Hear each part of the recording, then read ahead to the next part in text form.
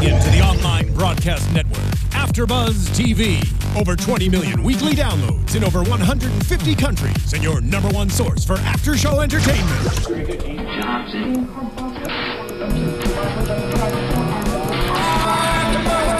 AFTERBUZZ TV, the destination for TV superfans. Producing after-shows for over 300 of your favorite TV shows. Interviewing celebrities and showrunners. And bringing you behind-the-scenes exclusives. All thanks to E! Entertainment's Maria Menounos, producer Kevin Undergaro, and internet leader Akamai. Now, let the buzz begin! Dun, dun, dun, dun, dun, dun, dun, dun, dun. Hey guys, welcome back to Classic Doctor Who here on AFTERBUZZ TV. I swear, one day on one of the Doctor Who shows, we are just going to come in with a cappella Doctor Who by the host. It's going to be horrible, and no one's going to listen past that. Hey, but thank you guys. But thank you guys for tuning in. I'm your host, Zach Wilson. This is Classic Who story, The Sensorites. A 6-episode arc from season 1, written by Peter R. Newman, from the mid-year summer of 1964. Long time ago. We're talking 50 years ago, exactly. And I'm Katie Cullen. And Katie Cullen. Hi! I'm literally the only other person here. Yes, well, I hadn't gotten to. I'd like to be today's. introduced. I hadn't gotten to. And today's panel. Today's panel is one person with no patience. Yes. One other person with no patience, rather. But yes, I'm Zach Wilson, and Katie Cullen is joining us. Tari Miller and Megan Salinas, unfortunately, out today, but they will be back shortly. Eventually, once they step out of the TARDIS. Eventually. Well, they lost the lock. Oh. They're stuck somewhere because the Sensorites stole their lock. Which, wow. How did... Again, just... I expect it to make sense, and then it doesn't, and I don't know why I'm surprised. It's one of those little things that's different between then and now. Like, the idea of taking a lock out of the TARDIS, back then, the TARDIS was just a thing that you could manipulate. It wasn't this invincible magic box from the far reaches of space. I mean, it was, but it wasn't invincible. I just expected a locking mechanism with 27 some odd different combinations, as we established in the Daleks, to be a little more fully integrated into the ship itself, and not just a metal cylinder that you can pop out like taking a soda out of the fridge. I mean, the Sensorites are not... They don't have no technology. They do have a certain level of high technology at their disposal. So you could argue that at this point in time, they have enough of a advancement in technology that they could have spaceships. Cut. Yeah. And they're psychic and stuff, you don't know. And this is the TARDIS early on. It's adapted over the years. The TARDIS is a smart thing. It's like, somebody cut my lock off. I should do something about that. Probably adapt myself so that they can't cut my locks anymore. It's the equivalent of waking up in a bathtub of ice with your kidney missing. She's just in there going, ah! I mean, yeah, in a sick, twisted way it is. This is, I believe, I mean... We did skip over some episodes. Again, for those of you who may be new to the Classic Who podcast, we are focusing on ones that are on either Netflix or Hulu or an equivalent widely available streaming service. We will do a few that are only available on DVD. DVD being the bare minimum of availability that we will do. But we can't afford to buy every episode out there. I mean, we will skip over a few, and like Marco Polo, we skipped over a little while ago, and that one is one of the missing ones. There are pieces of that just don't exist anymore. So I'm not sure if this is where they first established the key. It's the first time we've seen Susan like with the key, like massive keychain. We did establish that there was a lock in the Daleks and that she had the key and that Ian would not be able to unlock it or he'd fry the lock. Yes. So we have established that there's a lock and key going on here. We hadn't established that you can just remove it wholesale. I'm going to be stuck on that for a while. But we're already open this episode. We've landed on something, on top of something. In something. I mean, Barbara's like, or insides, because they're moving. It's like, it reminded me of the 50th anniversary special where they're like, we're moving, but the engines aren't going. What's happening? We've landed inside a whale. We're going to meet Jonah. Uh-oh. That would be a good... That would be I don't know if they've done Jonah. Well, they did Space Whales, so they have done. They have Yeah, done whales, so I don't know if they can do that. We've already met the space whale. We've already met the last one, so it'd be hard to. And that wasn't either a way. very good episode. Anyway, We're not going to get started on that. We had that Yeah. debate again like weeks ago. Anyway, Yeah. I thought it was very interesting early on, just to like some of the stuff before we get into the Sensorites. They start talking about Ian and Barbara changed from being on the TARDIS. It's very quickly raised and it's not a thread, but I thought it was a very interesting point because it's something that is a consistent throughout all of Doctor Who. Do the companions change? Well, yeah, it's kind of an adapt or die situation there. But I feel but Ian and Barbara, I think, don't feel like they have really. They're just like adapting to the situation. They don't feel like they themselves have changed, but they absolutely have. Barbara you can never see that from the inside. You're like, I'm still the same person. It's like, no, you were a god 3 episodes ago. That's gonna do something to you. Yeah, and just by being around. Not just the Doctor changing you, but the things he does, the adventures he takes you on. Yeah. In this case, a lot less intentionally than, let's say, Capaldi and Clara today, where they're like, hey, we're going to go check out some sand piranhas. You want to jump on the TARDIS and come? This is, therefore, they're lost. Yeah. But that is informing who they are. And when they do eventually get home, they'll never be the same again. I like the assumption that they'll eventually get home. But at the same, I assume nothing. I don't know. I actually don't know what their journey is entailed. As I said, we are experiencing Commenters, this for don't the first spoil time. us, please. Yeah. We know that some of you know pretty much everything, but please don't spoil us. We bow to your knowledge, but please don't spoil. Yeah. Don't spoil the immediate stuff. We obviously are talking about modern and stuff down the line. But anyway, Yeah. But the other question I thought that brings up, have Susan and the Doctor changed based on Ian and Barbara? That's a better question. I'm going to say Susan, yes. The Doctor, Has the Doctor become softer? no. He's definitely still that like harsh, like I'm doing my thing. I don't care about you people. But he has grown to like Ian and Barbara. I don't think it's a matter that he's become softer. I think it's a matter that he's always had that soft spot for Susan. He's just starting to kind of gradually bring Ian and Barbara into it. It's I don't hate you. But it's definitely, and we definitely see a lot in this episode about the Doctor and Susan's relationship. Yes. It's a lot of the negatives, as like we would see them, that maybe people wouldn't have latched onto as much back in the day. I don't want to harp too much. I know we do that a lot, like harping on the 60s and the differences in time. Yes. And they are stark differences. Just it's about society, and like that's the beauty of Doctor Who is this one show that has spanned the generations, the same basic plot line, 50 years apart. What are the differences? What does how Doctor Who live tell us about the world? What really stood out to me is when the Doctor and Susan are arguing, and then he turns to, I think, one of the Sensorites and says, you see, in all the time we've been traveling, we've never had an argument, and now you've caused one. Which we've seen Like, them have arguments before. Yeah, and I'm like, thinking, in all the time that you've traveled, she probably just does what you say, and you're not accustomed to her going, no. well, we've seen her argue, like, in the first episode of the entire show. We see her like, oh, but I like it here, grandfather. I don't want to leave 1960s England. I think he has a very selective memory. Oh, well, the Doctor in all forms has a very selective memory. More so this one than some of the other ones we've seen. Yeah. Again, we're comparing it to modern, so. Yeah. But I would say that that's, again, a consistent. Like, he sees what he wants to see, and he sometimes he sees the bad as well, and he goes to fix it, but he sometimes will overlook. Yeah, he's certain got selective aspects. everything. Yeah.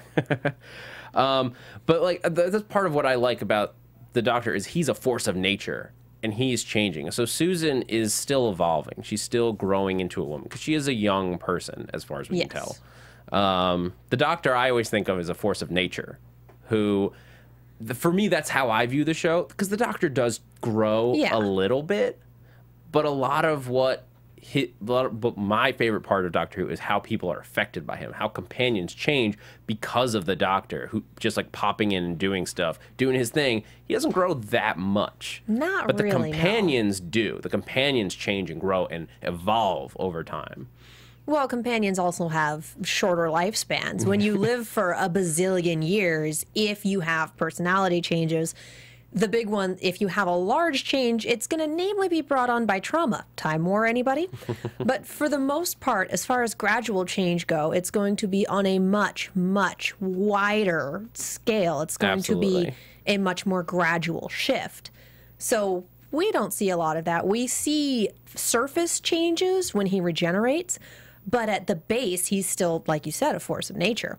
And we don't see too terribly many changes because, again, we're looking at a span of a couple decades, and he's looking at spans of centuries. Yeah. It's a different vantage point. It's the life of... We've seen it in a lot of different science fiction. The life of an immortal. How does that change who you are? How does it change how you see the world? I know that, like, just another show, if you're interested in that topic, Helix on Sci-Fi, which I do the after show for with our fabulous engineer, Stephen Lemieux. Shameless plug! Shameless plug. But it is a good show, and it deals with this issue, is the only reason I plug it here. But we'll keep moving forward. Let's talk about this episode. Yes, I was wondering when we were going to get to that.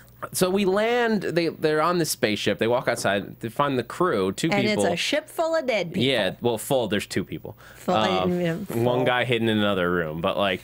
They think they're dead, but they're warm, and the watch doesn't match. So, like, what's going on here? And they come to find out these people are perfectly alive, but they have been psychically trapped from leaving.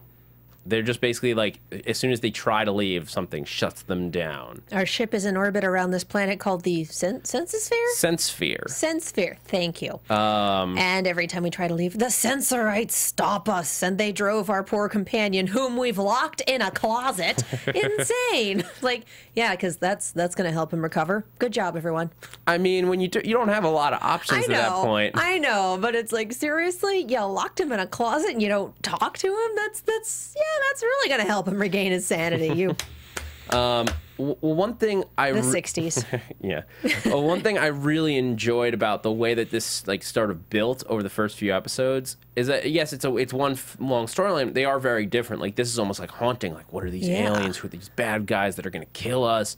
And then we meet the Sensorite, like, outside the window, really creepy. This, like, and it's a pretty good costume for the time. Like the production design of it is good. It feels maybe not real the same way that we see prosthetics today, but they did what they could, and it worked. It was simple, so that you bought it. It was like the wide open eyes, the, like, the hairless head, but, like, the weird, like, cat hair beard thingy. Like, it's like when you see those guys who are bald but have these huge bushy beards. It was kind of like that, but alien. And, like, so, like, alien bikers. You couldn't quite see them talk. You could see things moving because the actors were certainly moving their mouths in those masks. But they're supposed to have mouths. Like, they do have a mouth that's just sort of hidden by the beard. Because they distinguish the psychic talk versus actual out loud talking. Yeah. Which I thought this is where it sort of takes a turn, is that they can communicate with their minds, not just to block these people from leaving, but to talk to each other using the little, like, they, like, take... It's like a cell phone. He puts his phone to his head. Well, it's effectively the same thing. It looks like a stethoscope almost. Yeah. Well, very simple. Again, just alien technology that you don't understand. It could be so simple. There could be, like, intricate work that needs to go into that. Like a divining rod of sorts. But it looks like a stethoscope. Yeah. Who knows what kind of technology went into that little disc? Honestly, I'd love to see these come back in New Who. Well, I would love to see the Sensorites in New Who. They kind of have. Because if you look at them... Ood, a little. The Ood. They look like the Ood. But also remember the Ood sphere. And the Ood are a semi-psychic being. True, but they have the collective brain. This is a little less collective brain and a little more... We're just connected like it's the internet. I would love to see the Sensorites in that capacity. I read somewhere that... I don't know who said it exactly, that they are near each other. So I have to think that they're, like, cousins of a sort. That's interesting. Sort of like, they're like near each other, like Neanderthals and humans, like technically different species, maybe, but, like, on separate planets. Yeah. Well, that makes sense because obviously the Sensorites are much more evolved than the Ood. Yeah, the Ood seems like somebody actually probably went in, like, oh, we should do like the Sensorites, modernize them and bring them back, and then sort of like evolved into the Ood because there's so much of the Ood in the Sensorites. True. Like the design, not just the design, but also the psychicness, the Ood. Like, it's pretty heavy-handed when you see Ood Sphere and Sense Sphere. Yeah. So it's pretty clear that somebody was doing it intentionally. I think that was their way of bringing it back. True. Like, these people would evolve to a point where, because that's an evolutionary theory that everyone, like humankind, will eventually evolve into a collective mind, like a single hive mind. I just keep thinking of that episode of Futurama with the robots. I don't want to live on this planet anymore. Well, it's an Arthur C. Clarke theory from one of his early works. Yeah. But there's definitely a modern Who parallel there that they brought in. But that was what I was thinking. I saw them. I was like, are they the Ood? No, but they're talking. I'd still love to see the Sensorites just wholesale in New Who. I know we've had the Ood, but I would love to see the Sensorites. It would be interesting because they like what was fun about them is that they're good aliens, not like the Thals, like that whole like distinctly like, oh, we're in a war and the Daleks are evil, but these are like a conflicted society of people with issues, and so that it's broken down. They don't have names. They're broken down by position and rank. It's a caste system, but not in the way we know a caste system. It's you do your job. It's very socialist in its way. Yeah. That like it's not about these people are better than these people. You have leaders because you need leaders. Yeah, you need a structured leadership for any society to function. Because communism only works on paper. Exactly. So you have the first elder and the second elder and the city administrator. The evil city administrator. My gosh, I know his mouth didn't open wide enough to chew the scenery as hard as he was trying to. My gosh, very good Starscream voice with that one. But they have the warrior caste, scientists, the scientists, and just like the worker caste that just like does the stuff. And there's no disrespect in being a worker caste. They just like that's what you do. That's what you're best suited for. Which like now you see like a Brave New World storyline from the Sensorites rising up. I will be a warrior. You are a worker. Go back to the fields. I don't know. I'm like creating side stories. This is like the transmedia side of the Sensorites, like off in a corner, like we saw first Sensorite or like fourth Sensorite. He's just like he's having his own adventure in the background. Yes.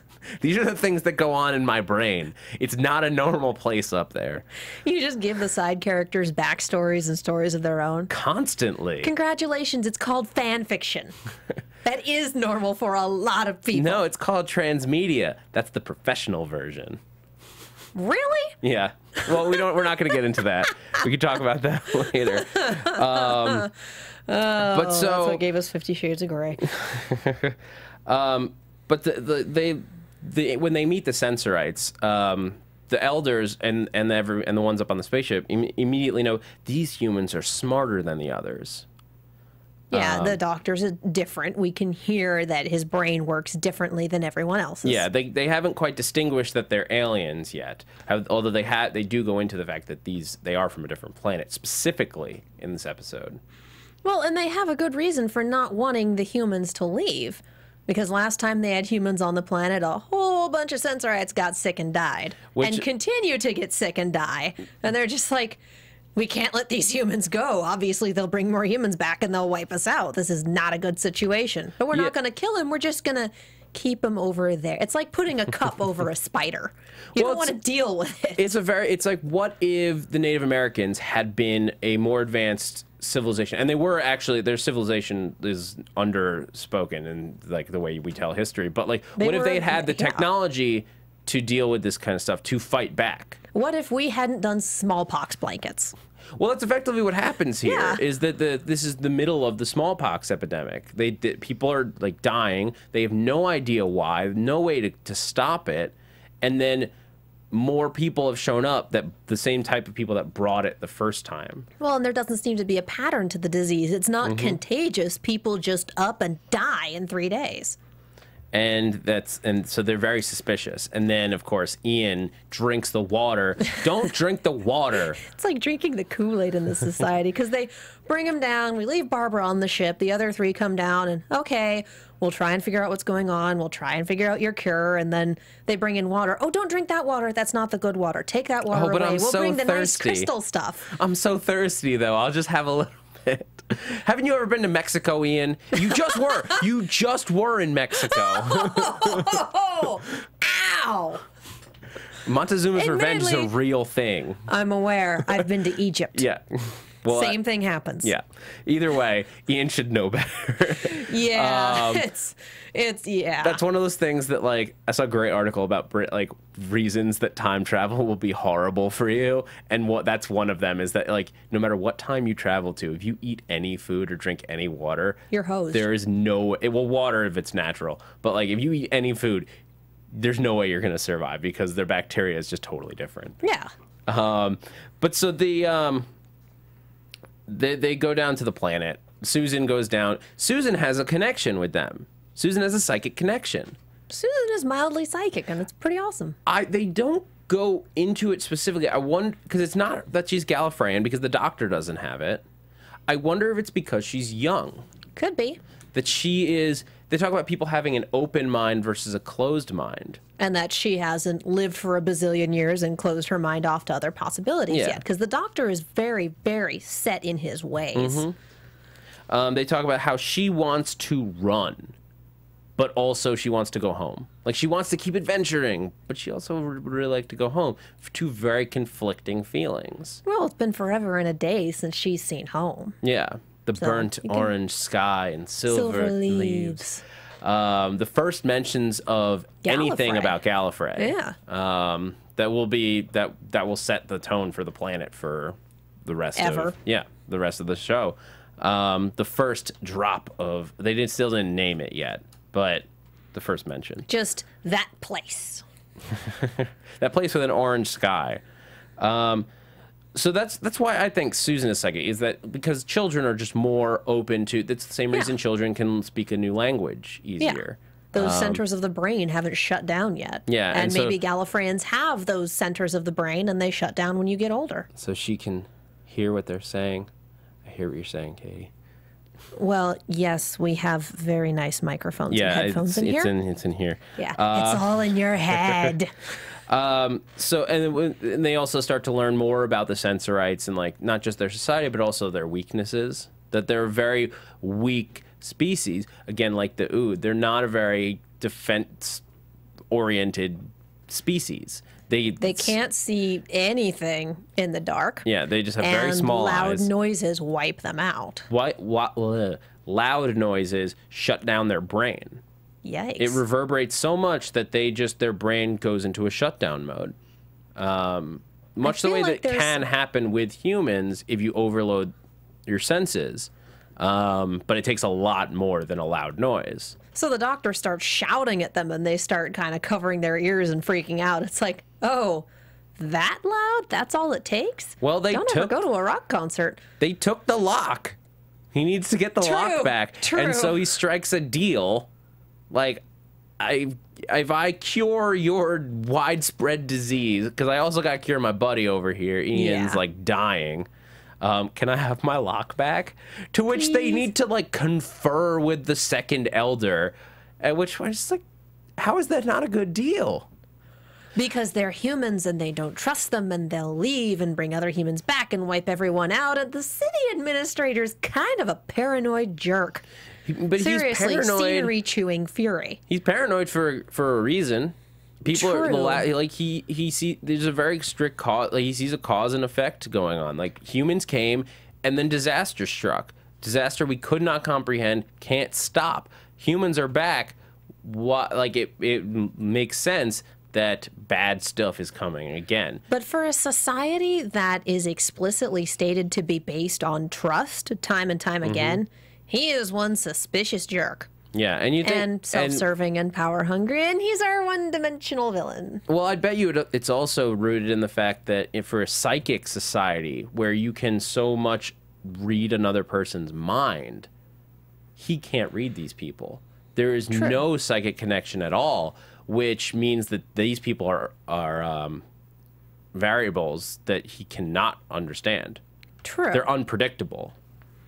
So, but the point where he turns on one of his fellow Sensorites is kind of the point where you lose any sympathy for his cause. yeah, he goes full Taken too on the second elder. Yeah, he kidnaps his family and is like, "You're gonna do what I say," and like it's like nobody can tell it's not the second elder from far away. Well, one of the other contingencies of the deal is that they're going to take the poor guy who's gone insane and been locked in a closet for a few years down on the planet and cure him, because he has a little bit of psychic sensitivity. And basically what happened is they turned his fight or flight reactors on flight, and he's been terrified for almost no good reason for years, and that's completely driven him up the wall. Yeah, so they're kind of resetting his brain chemicals so he doesn't freak out all the time. And the one of the other crew people, who his fiance, made a comment to the city. Help me, I lost the word. City administrator. There we go. That guy. What's your what city thing you heard? The guy, person, the evil dude. To the evil dude. Basically saying, you know, if it weren't for your different clothes, I'd never recognize you. Because the scientists have little beakers emblazoned on their chests, and the city administrator has, I assume, red collar. Second elder has one sash, first elder has two. And the warrior has like little rings on his thing. I guess probably denoting rank or something like that. Basically, they all look the same, so let's give them different costumes. Well, again, it's they all look. Well, they actually did a good job with the prosthetics, making them all a little bit different. True. They do look different, but to us, they all look the same, and may even go into the fact that humans look a lot the same. Like the men who are like Ian and the other men look very similar. They can tell it's the Doctor, and this is what happens when they kill the second elder later on in the city administrator's grand plan to become leader, and to kill all humans. I'm not going to stop with the other sci-fi references. There is nothing wrong with that. But so Kill All Humans was a great game. But he kills the second elder and tries to blame the Doctor by saying, they're like, how did you know it was him? Well, we could see the color of his hair and his coat. And it's like, he left. We were just talking about how he didn't have his coat. Yeah, this poor flunky that the city administrator's been dragging around with him has been part of his plans and then continually takes the fall. It happens twice. He gets thrown in prison, and the city administrator takes him out, and then he gets thrown in prison again. It's like, you gotta stop. This is not good for your career. You just gotta stop. I think he probably feels a lot the same way that the city administrator does, that he doesn't trust these people because he, again, sees that disease came with the last batch of humans. So we're gonna trust the guy who's willing to kill the second elder. Well, he's more familiar than the aliens. True. They're very distrustful, which is very human of them in the way that we know it, to not trust outsiders. True. Well, and it doesn't help that there's a group of humans in the sewers straight up poisoning people. Yes, so the Doctor gets to work in the lab, very quickly comes up with an antidote. Yeah, that didn't take long. They figure out, okay, the poison water's coming from District 8. Here's the antidote. Give it to Ian. Give it to the other people. Life is good. Yeah. And so they're like, you go about it, but the city administrator steals the antidote before. It will cure everyone. Well, what if it's an actual antidote? Well, if it is, and the human isn't faking being sick, he'll die, and we'll know. Thanks. Yeah, that's a great plan. Except for the whole part with him dying.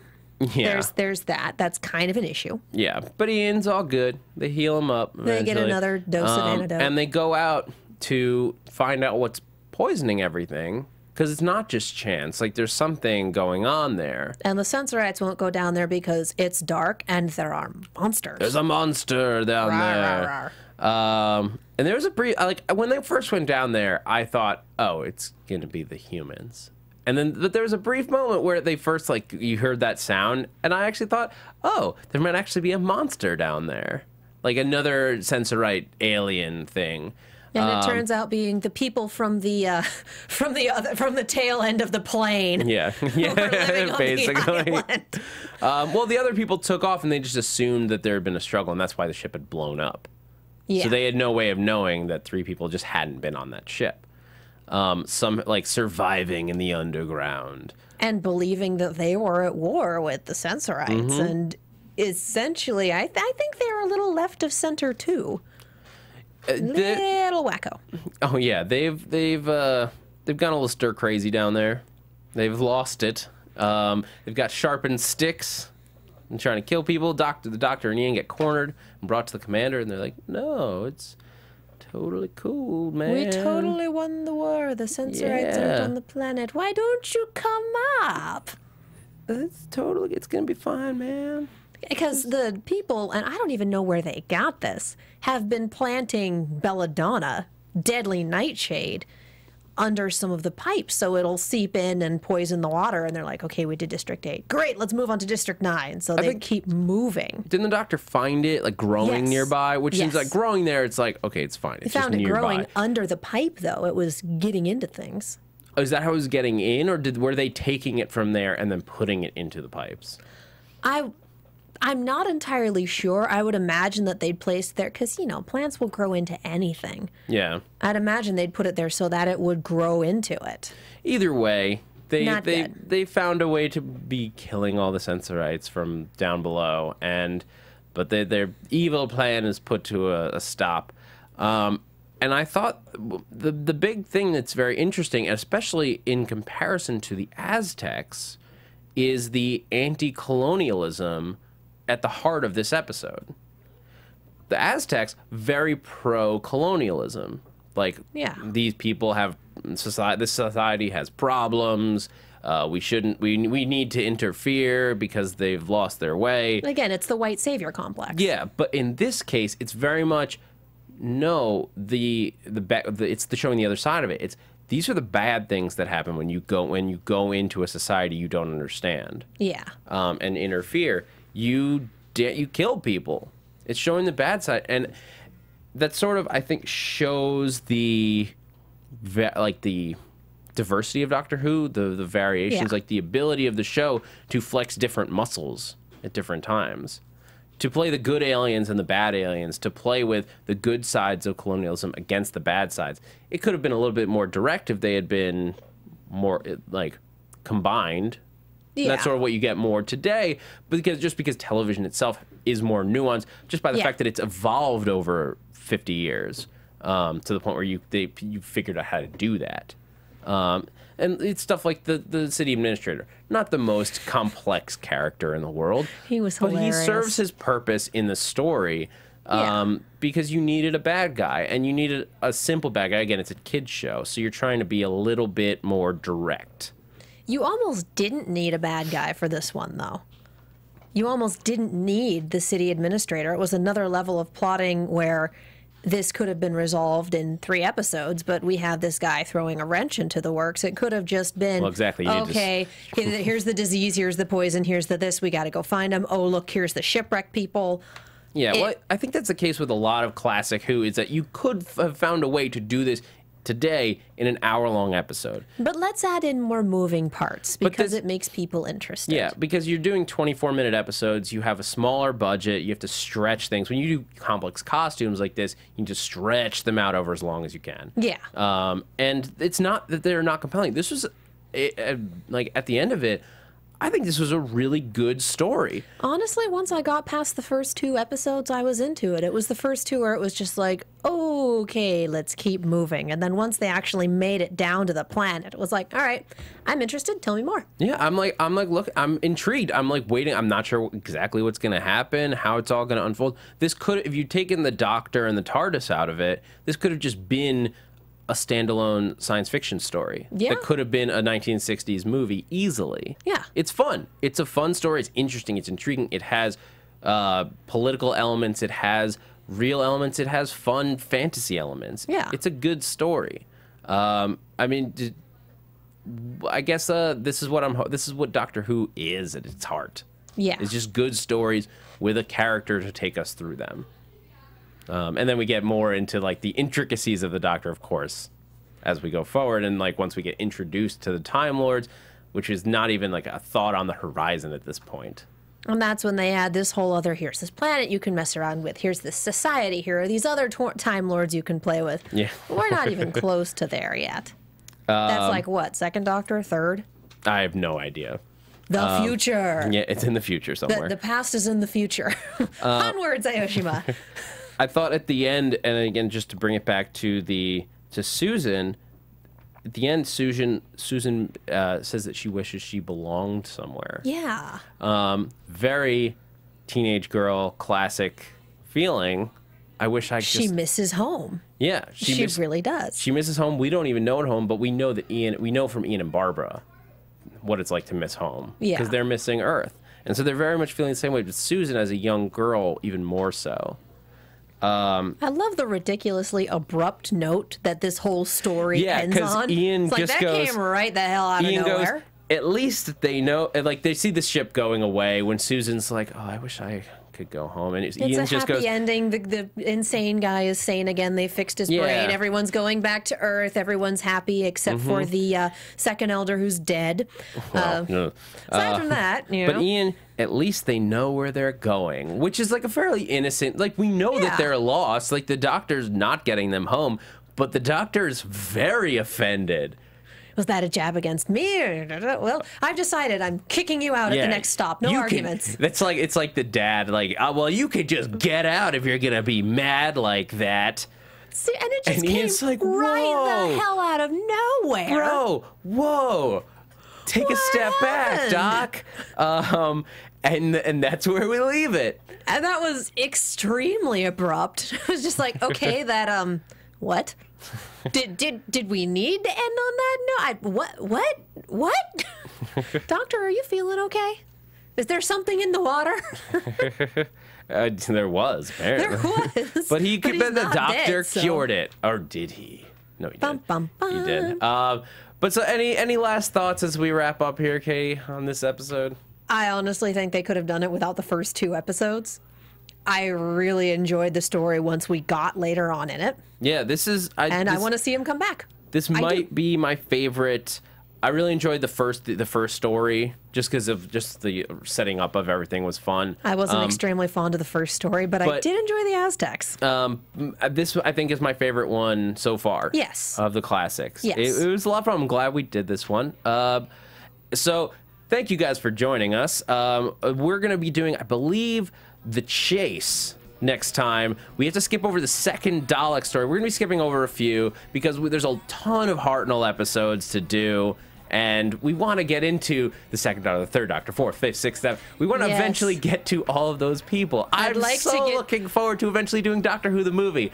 So excited to do that. I want to do more Doctors before Gallifrey rolls around in February. Yes, so we're going to be skipping over some stuff. So we're going to jump to The Chase, which is available on Hulu Plus. I'll probably try to check out somewhere the invasion of the Dalek invasion of Earth. But it's only available on DVD, so we're going to jump to the third Dalek story to get into what they're doing. So, Katie Cullen, if people want to keep up with you, where can they find you? You can find me on Twitter and Tumblr at Kiaxet. That's Kiaxet. I am also on the Sword Art Online and Attack on Titan panels. You can find Megan on Twitter at TheMenguin, TheMenguin. You can find Tari on Twitter at TariJ, Taurijay. And please find us on iTunes. Wow. Rate, subscribe, tell us you love us because you know we love you. My bad. But yeah, I got you covered. Hey guys, you can catch me on Twitter and Instagram at @ZachWilson, ThatZachWilson, and also here at AfterBuzz. I got a ton of shows this fall. Resurrection is back. Doctor Who, the modern year, the current run. Grimm's coming back in a few weeks. We've got so much more. Grace Point starts tomorrow for you David Tennant fans. All right, I'm Zach Wilson, and thanks for geeking out with us. From executive producers Maria Menounos, Kevin Undergaro, Phil Svitek, and the entire AfterBuzz TV staff, we would like to thank you for listening to the AfterBuzz TV network. To watch or listen to other after shows and post comments or questions, be sure to visit AfterBuzzTV.com. I'm Sir Richard Wentworth, and this has been a presentation of AfterBuzz TV. Buzz you later. The views expressed herein are those of the hosts only and do not necessarily reflect the views of AfterBuzz TV or its owners or principals.